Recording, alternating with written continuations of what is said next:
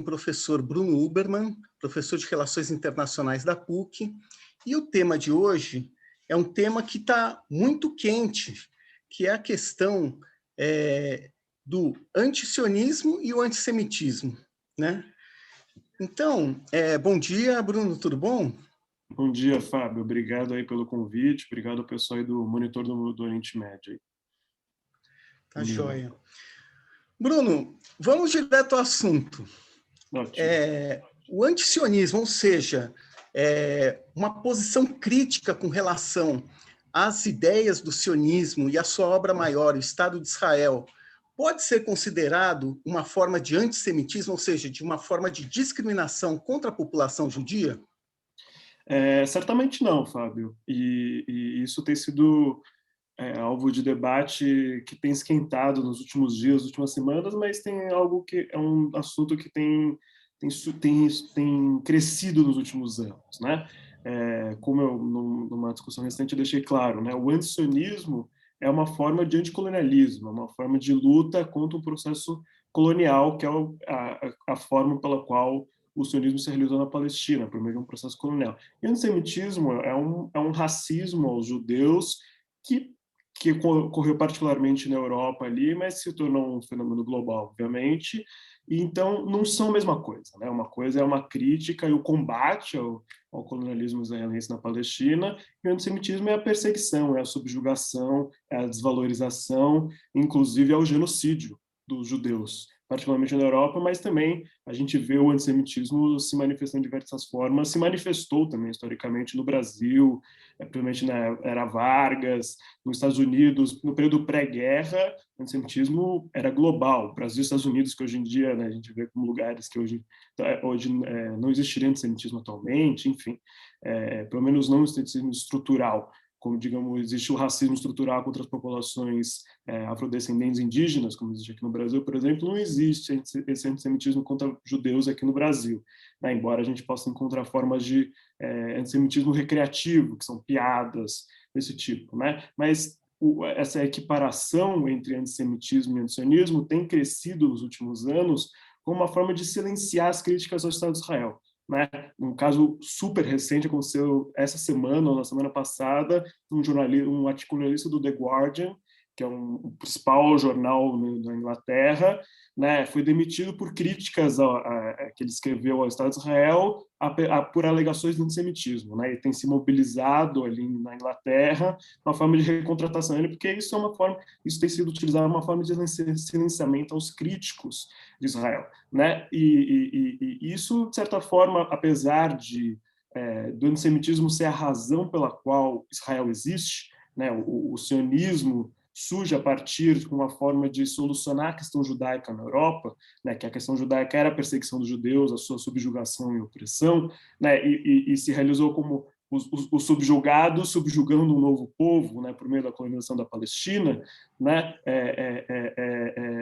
uma coisa, embora estejam conectados, uma coisa não justifica a outra. Né? Isso é uma forma de luta essencialista, né, que não entende a luta por libertação como algo universal e da libertação humana contra as opressões e explorações do capitalismo, do colonialismo. Né? Os sionistas, dessa forma, os judeus oprimidos se tornaram opressores. Né? Dessa forma, inclusive, alçaram seu lugar entre a branquitude, de certa forma, entre os poderosos. Né? Eu não estou... Quando a gente faz essa crítica a Israel, né, é muito importante a gente divergir de uma crítica que aproxime de críticas antissemitas, né, que colocam os judeus como uma conspiração que domina o mundo por meio dos bastidores. Não é nada disso. Mas, por meio da colonização da Palestina, né, você cria um Estado fortíssimo, militarmente, tecnologicamente, economicamente forte, que é aliado do imperialismo global. Né? Isso faz com que os sionistas, as elites israelenses e as elites judaicas em diferentes locais, né, estejam próximas aí das classes dominantes hoje em dia. Né? Isso é verdade, inclusive, no Brasil. Né, os judeus que, se no começo do século XX eram próximos da esquerda e porque compunham a classe trabalhadora brasileira, hoje em dia isso não é mais verdade. Né? Hoje estão mais aliados com a direita. Isso faz parte dessas transformações que a gente viu no século XX, mas só para concluir, né, o antissemitismo e o antissionismo não são a mesma coisa, mas nos últimos anos tem se forçado essa articulação com uma forma de silenciamento, inclusive buscando-se uma definição global por meio desse Instituto pelas Memórias do Holocausto, buscando impor, né, que instituições estatais e internacionais aceitem essa definição de semitismo, enquanto elas não devem ser comunhadas, digamos assim. Antisionismo e antissemitismo são duas coisas diferentes, inclusive os palestinos que são acusados de antissemitismo são lutadores contra o antissemitismo. Né? A islamofobia e o antissemitismo são tipos de racismo que normalmente se sobrepõem. Né? Então, quem luta contra a islamofobia e contra a perseguição aos povos árabes e muçulmanos, luta contra a perseguição aos povos judeus, de certa forma, de forma geral. Né? Bruno, você fez uma referência de que cresceu esses esforços para silenciar o povo palestino através dessa crítica de equiparar o antisionismo ao antissemitismo. A que você atribui que as potências ocidentais, várias delas, sejam parte desse esforço que, em última instância, vai contra os interesses históricos de um povo oprimido, que é o povo palestino? Isso, para a gente entender isso, acho que é importante entender a posição, como eu vinha falando, de Israel, né, na geopolítica global, né? Israel sempre, os sionistas, eles sempre buscaram buscar apoio nas grandes potências das suas épocas, né? O primeiro apoio que eles buscaram, inclusive, foi os otomanos, quando os otomanos governavam a Palestina e buscaram apoio das lideranças otomanas para seu projeto de colonização e foi barrado. Mas desde então eles tiveram muito apoio das potências ocidentais, né? Em primeiro lugar os britânicos, depois os franceses e por último os americanos. Mas é importante destacar que essa amizade especial entre israelenses e americanos não é algo religioso, ou os americanos viam os judeus e os sionistas em particular como um povo que ali no começo do século XX é uma coisa que é ancestral e religiosa e cultural. Não é nada disso. Né? Inclusive, como eu vinha falando, os americanos eram extremamente antissemitas. Né? Inclusive, durante a perseguição de judeus na Europa, barraram a entrada de judeus nos Estados Unidos a um certo momento. Um bisavô meu, que refugiado da Polônia, tentou entrar em Nova York para viver nos Estados Unidos como refugiado, foi barrado e veio para o Brasil, veio para o Porto Santos, que ainda estava aberto. Né? Ou seja, havia um antissemitismo estrutural e sistêmico nos Estados Unidos. Né? Isso deixou de existir com a criação de Israel, quando depois do Holocausto as coisas mudaram. Mas o apoio dos Estados Unidos a Israel, de fato, veio no contexto da Guerra Fria, quando Israel se mostrou como uma potência militar capaz de servir os interesses dos Estados Unidos. Né? Principalmente no combate ao nacionalismo árabe, que envolvido nas questões geopolíticas ali do petróleo e da União Soviética ali na região, se mostrou como um parceiro ocidental, né? Que pudesse que a gente chama nas relações internacionais como um proxy, um agente terceirizado, né? Que age pelos interesses do imperialismo no combate, né? Não é os Estados Unidos diretamente, é a dinâmica própria da Guerra Fria, né? Os Estados Unidos envolvidos diretamente na guerra, mas é um seu agente terceirizado. A partir daí se começou, inclusive, toda essa ajuda militar bilionária que os Estados Unidos promove anualmente aos israelenses, e os israelenses agindo principalmente no Oriente Médio, no combate ao nacionalismo árabe do Nasser, na Síria, no Iraque, em diversos países da região, no Líbano, na invasão do Líbano, principalmente, né? E contra os palestinos. Né? A causa palestina sempre foi uma forma de mobilização dos povos árabes para uma união contra o imperialismo, uma mobilização anti-imperialista, embora obviamente, a gente possa conversar sobre a dedicação dessas lideranças árabes em realmente se engajar na luta pelos palestinos, mas não é muito caso. Então, para manter, né, esse aliado imperialista e do Ocidente como uma cunha no meio do Oriente Médio, né, que divide o Oriente Médio. Né? Israel divide as nações árabes do seu diálogo, de certa forma. O norte da África e o Oriente Médio. Né? As nações árabes foram rompidas pela existência de Israel. Né? E desde então Israel tem servido, né, esse propósito, e a manutenção desse Estado naquela região é fundamental para os interesses americanos e europeus, de forma geral, em relação ao petróleo e tudo mais. Então, você manter o Estado de Israel forte, hoje em dia envolve você calar as críticas pelo menos dessa equiparação entre antisionismo e antissemitismo, chegando à resposta da sua questão. Né? Israel tem um propósito na geopolítica global e na economia política global como uma potência high-tech que desenvolve tecnologias de perseguição, vigilância, cyberguerras que são utilizadas pelos brasileiros, pelos americanos e pelos ocidentais e também hoje em dia pelas essas elites árabes como as sauditas, Emirados Árabes, que estão passando a importar as tecnologias. Né? O que se utiliza para matar os palestinos e perseguir os palestinos e silenciar os palestinos, se utiliza para matar, perseguir e silenciar os brasileiros nas favelas, nas quebradas, e também em Ferguson, né, nos Estados Unidos e tudo mais. Né? Então, acho que o Israel cumpre um papel aí no capitalismo global, né, e isso é importante, manutenção disso.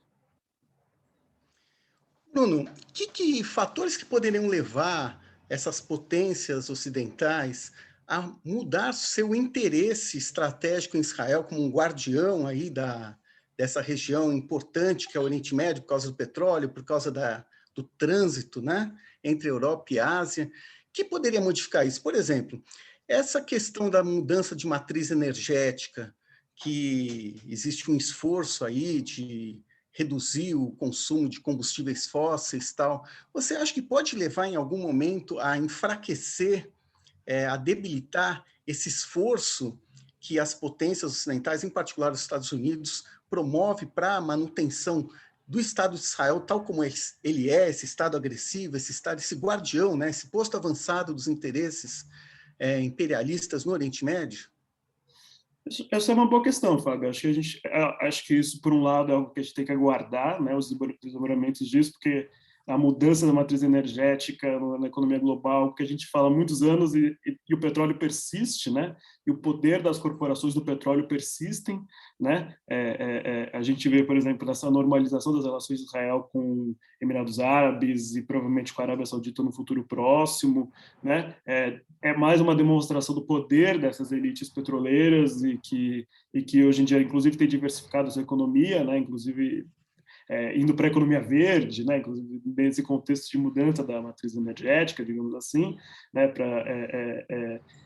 eu acho que pode ser, né, o Chomsky, por exemplo, numa crítica àquele livro famoso The Israel Lobby, né, do Mearsheimer e do Walt, que busca explicar a amizade especial entre Estados Unidos e Israel a partir do lobby de organizações judaicas e evangélicas dentro dos Estados Unidos, como o AIPAC e outras organizações evangélicas cristãs que são muito próximas e aliadas dos israelenses, o Chomsky faz uma crítica falando, putz, a economia política é muito mais importante para explicar isso, né? E o poder das corporações energéticas, particularmente do petróleo, e a influência disso é fundamental. Israel é parte de uma política que inclui a Arábia Saudita, o Egito, né? A gente não pode enxergar Israel como um ator isolado ali, é sempre articulado.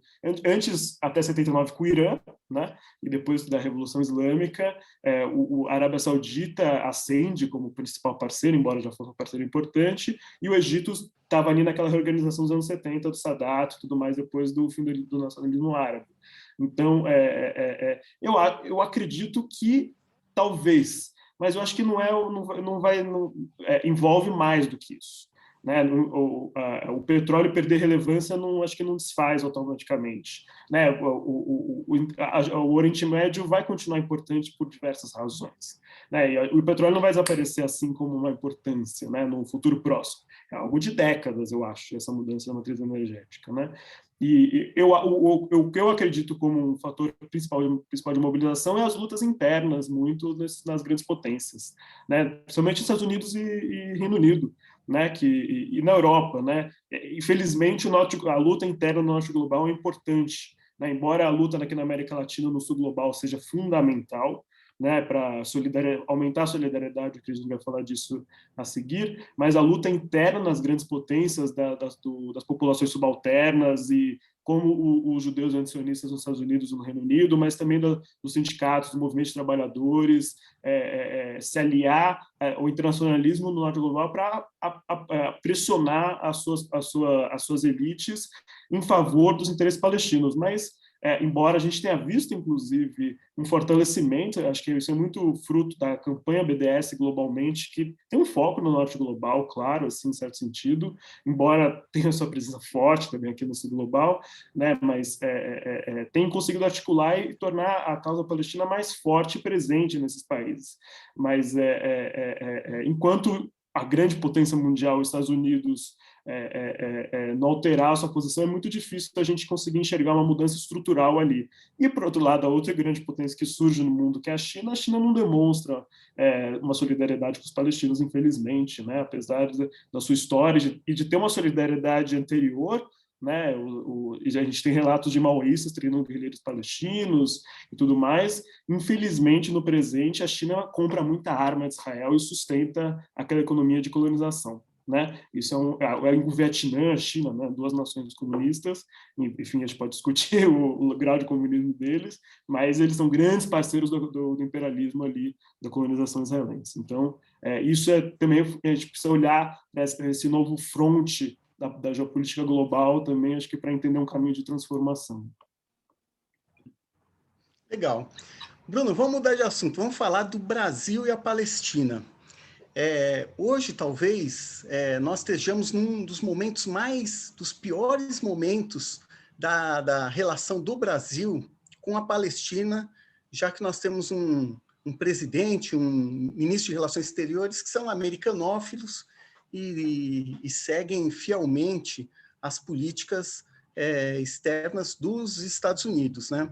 A gente já teve aqui no Brasil o Oswaldo Aranha, era outro americanófilo, ainda que mais culto e sofisticado do que o nosso atual ministro de Relações Exteriores. Mas, digamos assim, são dois momentos que a política do Brasil tem sido mais negativa com relação à Palestina, né? O Oswaldo Aranha, ele se alinhou aos Estados Unidos para promover a partilha da Palestina, o que abriu as portas para a ação das milícias sionistas que posteriormente formaram o Estado de Israel, e atualmente o governo Bolsonaro e seu ministro de Relações Exteriores segue essa mesma linha. Como é que você vê essa questão do Brasil com a Palestina?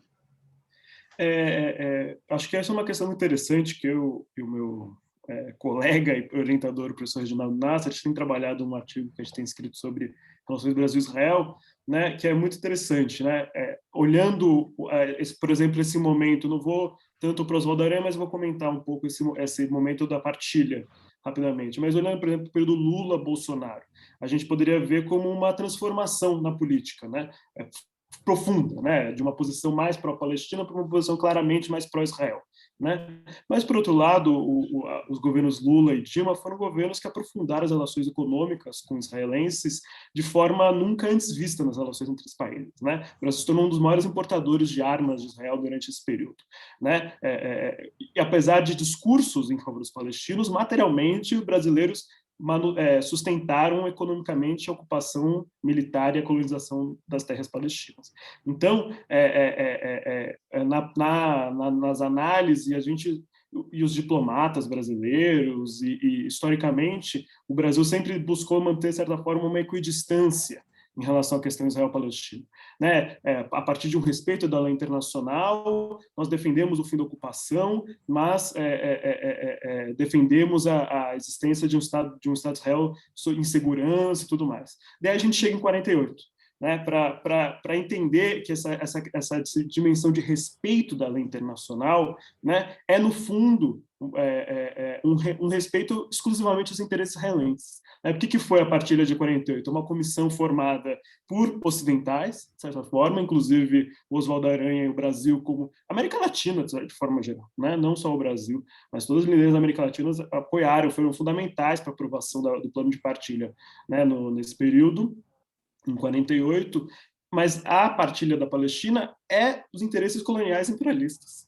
né? E a gente entende, geralmente, a lei internacional que sustenta a partilha e sustenta também o fim da ocupação, em certo sentido, né? Uma ocupação mais humanizada, digamos assim, que respeite a lei internacional, né? Como algo neutro, como algo equidistante, enquanto, na verdade, né, a partilha foi um desrespeito total aos interesses dos palestinos e das nações árabes, que foram totalmente contra a esse projeto, que nunca escutou os palestinos, né? Então, um artigo recente de uma pesquisadora britânica chamada Laurie Allen, que acabou de ser publicado, que ela mostra como os palestinos sempre buscaram se aproximar das diversas comissões internacionais que estiveram na Palestina naquele período para bolar um plano que resolvesse a questão sionista palestina, que naquela época não era a questão da Palestina.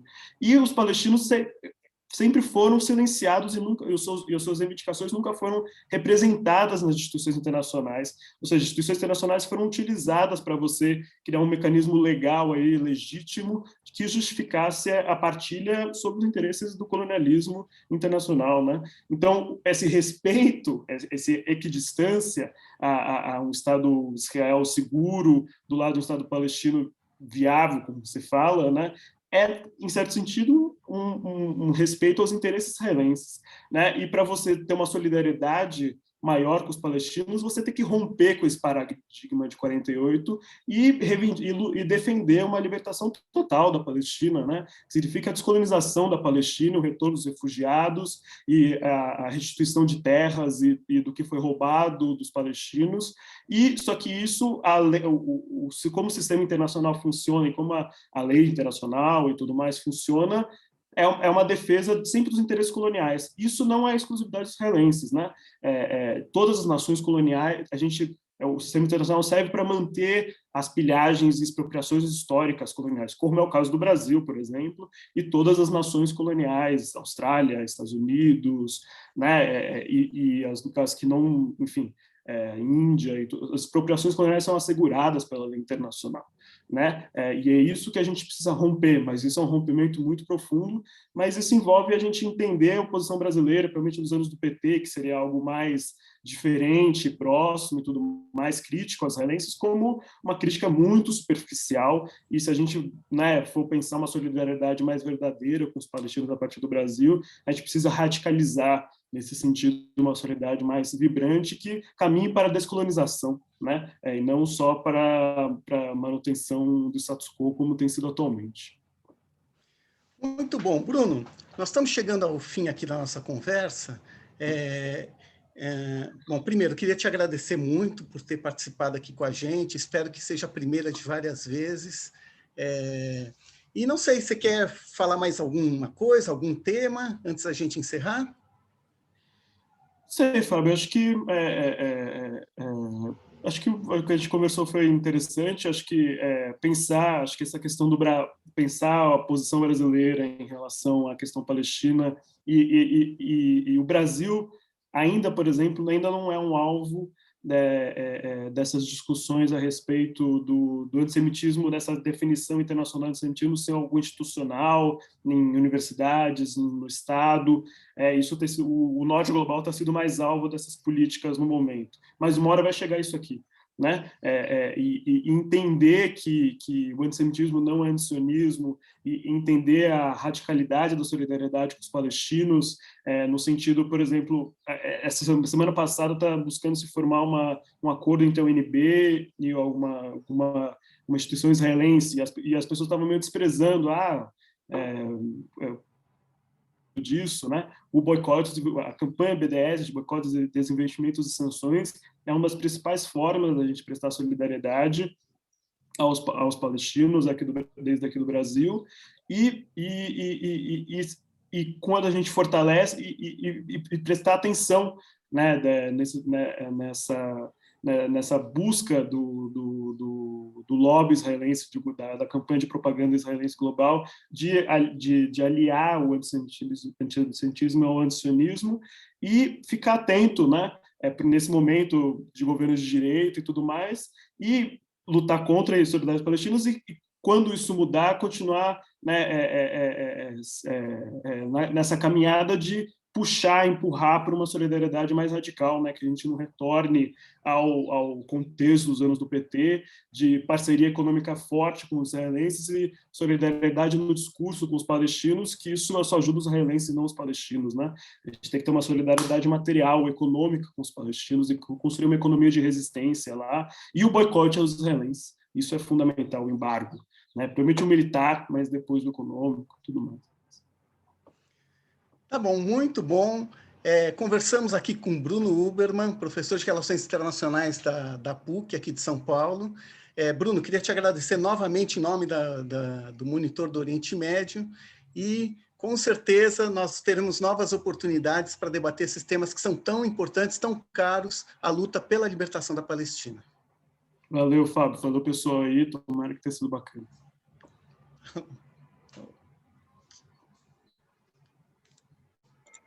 Obrigado, pessoal. Deu certo e nós podemos encerrar. Obrigado. Beleza. Beleza? Tudo bem, Bom, Bruno? tudo